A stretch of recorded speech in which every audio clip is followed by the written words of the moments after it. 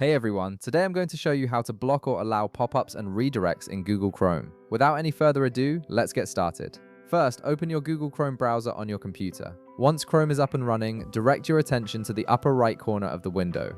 You'll see three vertical dots there, which is Chrome's main menu icon. Go ahead and click on those three dots to reveal a drop-down menu with various options. From the menu that appears, look for and click on Settings. This will take you to Chrome's settings page where you can customize how your browser behaves and manage various features related to privacy, appearance, and functionality. Once you're in the settings page, look at the left side of your screen. You'll see a navigation panel with several categories listed vertically. From this panel, click on Privacy and Security. This section contains all the important controls for managing how Chrome handles your data, cookies, and site permissions. Within the Privacy and Security section, scroll down until you find an option called Site Settings and click on it. This area gives you granular control over what different websites are allowed to do when you visit them, including permissions for location access, camera usage, notifications, and more. Now, in the Site Settings menu, scroll through the list of permissions until you find pop-ups and redirects. Click on this option to access the specific controls for managing how Chrome handles pop-up windows and automatic redirects from websites.